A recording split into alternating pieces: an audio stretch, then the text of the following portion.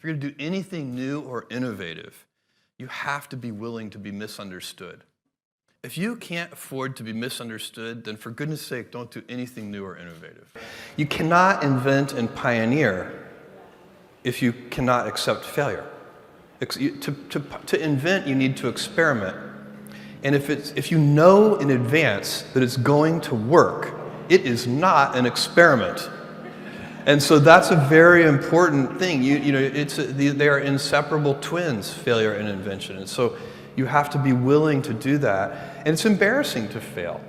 It's always embarrassing to fail. But you have to say, no, that's not how this works. If I said to you, you have a 10% chance with a particular decision, a 10% chance of a 100x return, you should take that bet every time. But you're still going to be wrong 9 out of 10 times. And it's going to feel bad 9 out of 10 times.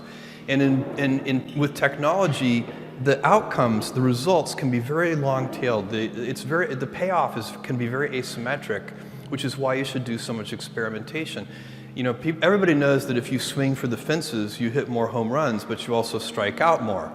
But with the baseball, that analogy doesn't go far enough, because with baseball, no matter how well you connect with the ball, you can only get 4 runs. The success is capped at 4 runs. But in business, every once in a while, you step up to the plate and you hit the ball so hard, you get 1,000 runs.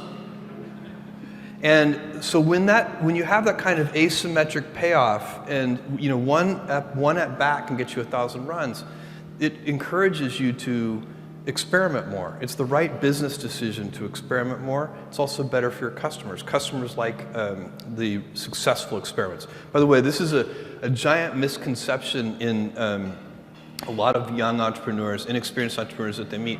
One of the things that is very fashionable right now is to talk about how disruptive their business plan is going to be. But invention is not disruptive.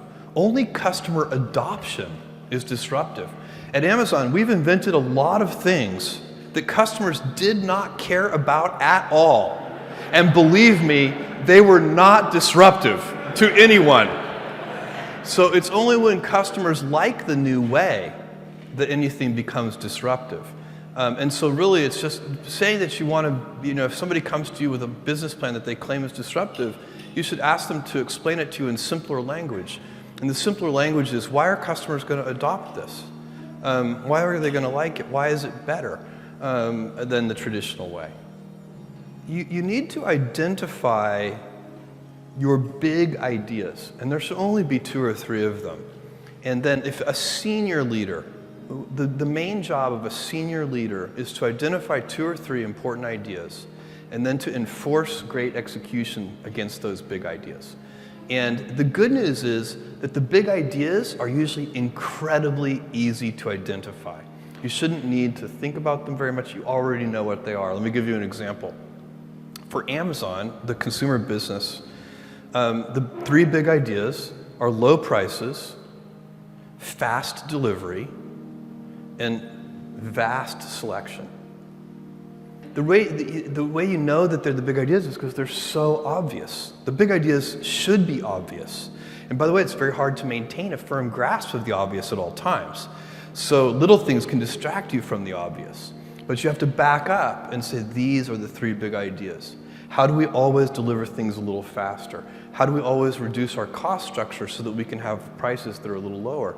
And the good thing about these big ideas is they will be stable in time. So I know for a fact that 10 years from now, customers are still going to like low prices. No matter what happens with technology and everything else, no matter what happens, people are going to like faster delivery. It is impossible for me to imagine a scenario where 10 years from now, a customer comes to me and says, Jeff, I love Amazon. I just wish you delivered a little more slowly. This is so inconceivable that you can have great conviction as a leader to continue to put energy into driving speed of delivery.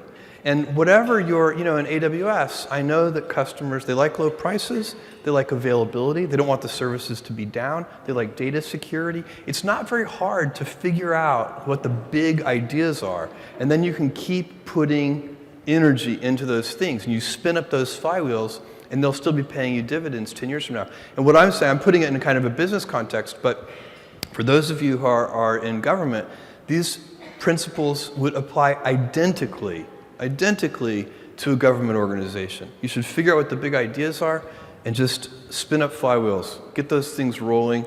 Make sure that you've picked things that will still be true 10 years from now, 20 years from now.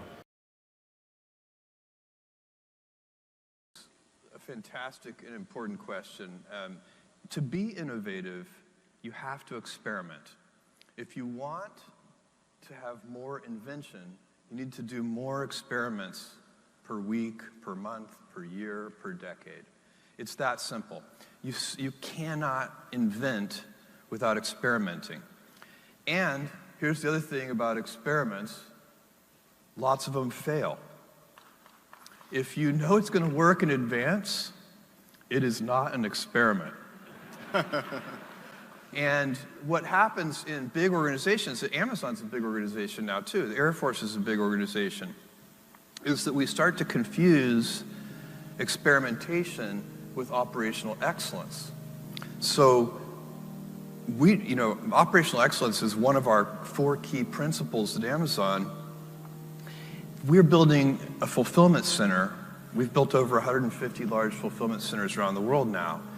We know how to do that. That is not an experiment. If we build the 151st fulfillment center and screw it up, that's just a failure. That's not the kind of failure we're seeking. We want failures where we're trying to do something new, untested, never proven. That's a real experiment, and they come in all scale sizes. So you need to teach people that those 2 kinds of failure are different. And you need to have, you said something about that hard middle where ideas don't go up.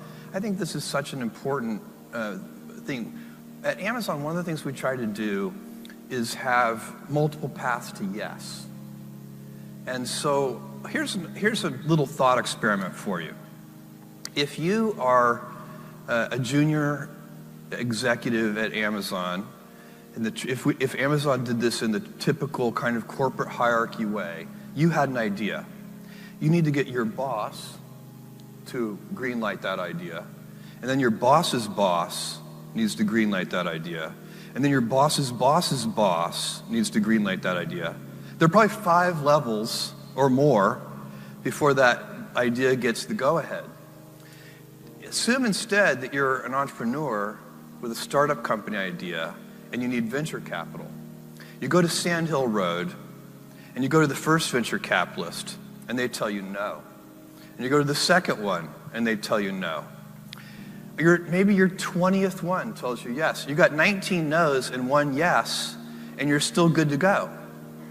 So that venture capital model there's multiple paths to yes. There were 20 people who could give you a yes, and it didn't matter how many gave you a no. So if you want innovative thinking, you have to think about how can we you want a large number of high judgment people empowered to greenlight things.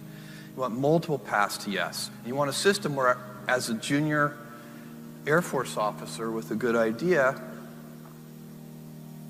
the first 5 people tell me no, and somehow I can still go pursue that idea.